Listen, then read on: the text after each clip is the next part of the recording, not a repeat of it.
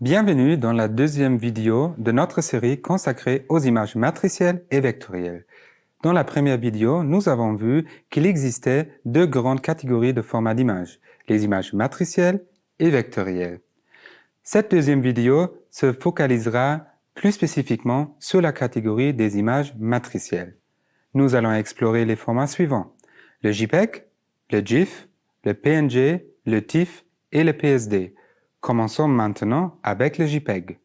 Examinons maintenant de plus près certains des formats les plus importants des deux types de formats d'images, leurs avantages et inconvénients et leur domaine d'application privilégié.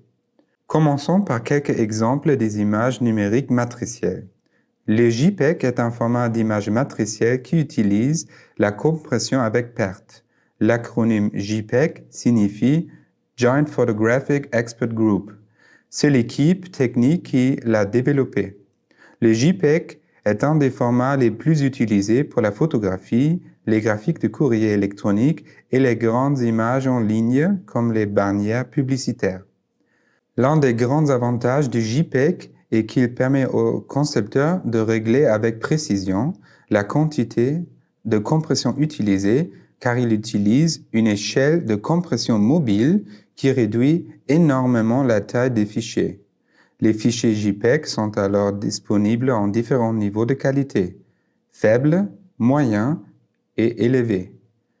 Les JPEG de basse qualité sont plus compressés que les versions de haute qualité. Donc, si vous avez besoin d'une image de haute qualité, vous devrez choisir une option JPEG moins compressée.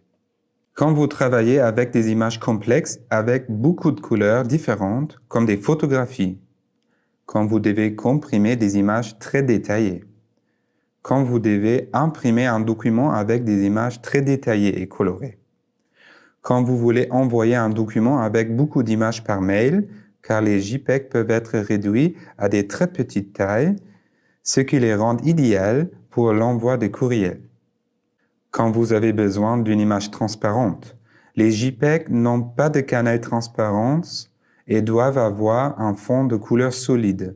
Les GIF et les PNG sont des meilleures alternatives pour la transparence.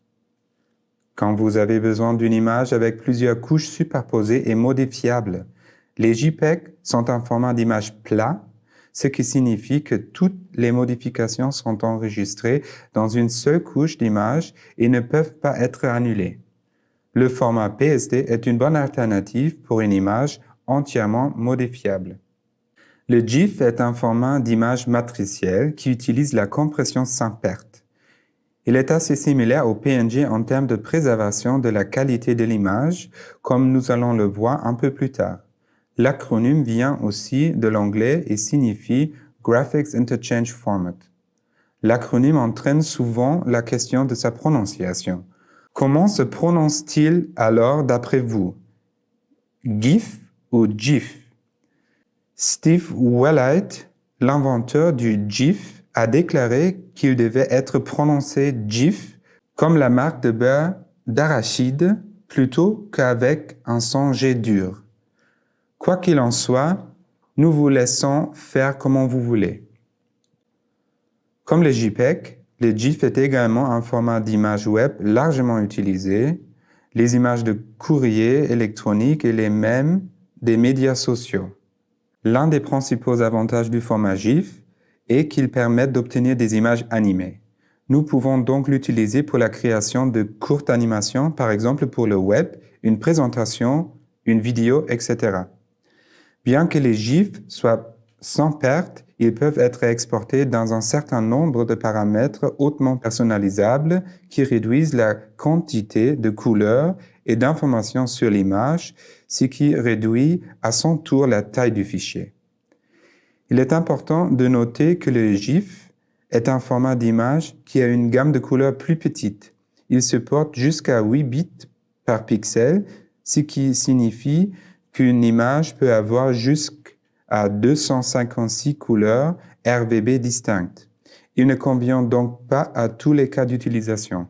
Pourtant, comme le format PNG, les images GIF peuvent être transparentes, ce qui est bien pratique. Quand vous travaillez avec des images simples, avec peu de couleurs, comme les icônes, les logos, etc. Quand vous devez créer des images animées, comme pour le web, des présentations, des vidéos, etc. Quand vous avez besoin de transparence, les images GIF ont un canal alpha qui peut être transparent et qui permet de placer votre image sur n'importe quel fond coloré. Quand vous avez besoin d'un petit fichier, la compression du format GIF permet de réduire considérablement la taille des fichiers d'image. C'est notamment utile pour les icônes et les graphiques pour le web où une image doit se charger très rapidement par opposition à une image qui doit conserver un niveau de qualité supérieur. Quand vous avez besoin d'une image de qualité photographique ou quand vous devez imprimer une image ou un document qui contient beaucoup d'images de haute qualité. En raison de la limite des couleurs du format GIF, la plupart des photos converties en GIF ou imprimées manquent de profondeur. Quand vous avez besoin d'une image avec plusieurs couches superposées et modifiables. Comme le JPEG, le GIF est un format d'image plat. Pour l'impression, les meilleures alternatives sont les formats TIFF, PSD et JPEG. Pour les modifications, c'est toujours le PSD. Comme le GIF, le PNG est un format d'image matricielle qui utilise la compression sans perte. Il est assez similaire au GIF en termes de préservation de la qualité de l'image. L'acronyme vient aussi de l'anglais et signifie Portable Network Graphics. Le format PNG a été créé pour remplacer le format d'image GIF. Sur le web, le format PNG est rapidement devenu l'un des formats d'image les plus utilisés. Comme le GIF, il possède une transparence intégrée, mais peut également afficher des profondeurs de couleurs plus importantes, ce qui se traduit par des millions de couleurs. L'un des principaux avantages du format PNG est qu'il ne sacrifie pas la qualité et les détails des images comme les photos. Mais cela signifie également que les fichiers d'images sont généralement plus grands que le JPEG ou le GIF. Ainsi, le PNG est un des meilleurs formats pour les petites images de haute qualité comme les logos. Quand vous avez besoin des graphiques pour le web ou des graphiques transparents de haute qualité, les images PNG ont un canal alpha variable qui peut avoir n'importe quel degré de transparence, contrairement aux GIF qui n'ont que la transparence on-off. Quand vous avez besoin de conserver la qualité d'une image détaillée à condition que de disposer d'un espace de stockage pour un fichier de plus grande taille. Quand vous devez utiliser des illustrations avec des couleurs limitées. Bien que n'importe quelle image fonctionne, les fichiers PNG sont meilleurs avec une petite palette de couleurs. En comparaison avec le GIF, le format PNG offre une plus grande profondeur de couleurs et vous obtiendrez une image plus vivante qu'avec un GIF. Quand vous travaillez avec des photos, notamment sur le web, grâce à la grande profondeur de couleurs des PNG, le format peut facilement traiter des photos en haute résolution. Cependant, comme il s'agit d'un format sans perte, les fichiers ont tendance à devenir très volumineux. Dans ce cas, il vaut mieux utiliser le format JPEG. Quand vous devez imprimer vos images ou vos publications, les images PNG sont optimisées pour l'écran. Même s'il est tout à fait possible d'imprimer les PNG, il vaut mieux utiliser le format JPEG ou TIFF. Enchaînons donc avec le format TIFF. Le TIFF est un format d'image matricielle. Il utilise la compression sans perte. L'acronyme vient à nouveau de l'anglais et signifie Tagged Image File Format. Les images enregistrées sous forme de fichiers TIFF sont plus adaptées au post-traitement car elles ne sont pas du tout compressées. En raison de sa très haute qualité, ce format est principalement utilisé dans la photographie, mais nous pouvons en général créer toutes sortes d'images numériques. Par exemple, nous rencontrons souvent les fichiers TIFF lorsque nous numérisons un document. Par ailleurs, le format TIFF est le format plus adapté pour la publication des œuvres scientifiques. Pourquoi? Parce que ce format est très adapté à l'enregistrement des graphiques, des tableaux, des figures, des organigrammes, etc.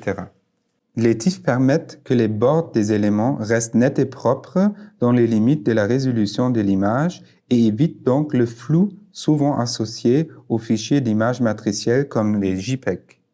Quand vous avez besoin d'enregistrer des images sans perte de qualité et de détail. Quand vous avez besoin d'images imprimées de haute qualité. Avec le format RAW, les fichiers TIFF sont parmi les formats graphiques de la plus haute qualité disponibles. Si vous imprimez des photos, des tableaux, des figures, etc., en particulier avec des tailles très importantes, il vaut mieux utiliser le TIFF. Quand vous avez besoin de numériser des documents comme des articles, des livres, des schémas techniques, etc., en faisant des scans de haute qualité. L'utilisation du format TIFF pour la numérisation de vos documents permettra d'obtenir le meilleur fichier original possible. Quand vous travaillez avec des images pour le web ou quand vous avez besoin d'un petit fichier. En comparaison avec les autres formats comme les JPEG et même les GIF et les PNG, les fichiers ont tendance à devenir extrêmement volumineux. Les PSD sont des fichiers créés et enregistrés dans le logiciel Adobe Photoshop, un des logiciels d'édition graphique les plus populaires. C'est pourquoi le nom PSD signifie tout simplement Photoshop Document. L'un des principaux avantages du format PSD est l'aspect très modifiable du format. Ce type de fichier pourrait contenir différentes couches qui rendent la modification de l'image beaucoup plus facile à manipuler. Grâce à cela, les PSD sont utilisés pour les créations originales qui sont entièrement modifiables avec plusieurs couches et des ajustements d'image. Même si les PSD sont principalement utilisés pour créer et éditer des images matricielles, ils peuvent également contenir des éléments vectoriels. De plus, un PSD peut être exporté dans un nombre de formats des fichiers d'images, y compris les formats des images matricielles. Le principal inconvénient du PSD est son caractère propriétaire. Pour pouvoir l'utiliser, le modifier et l'enregistrer, il est nécessaire d'utiliser la version payante du logiciel Photoshop. Quand vous avez besoin de retoucher des images comme des photos, par exemple, pour corriger les couleurs, pour ajouter une couche de texte, pour flouter des informations à caractère sensible ou confidentiel. Quand vous avez besoin des images numériques pour le web, comme des images des réseaux sociaux, des bannières publicitaires, des en-têtes de courriel, des vidéos, etc. En créant ces images dans Photoshop, vous vous assurez qu'elles sont de la taille adaptée et optimisée pour le web.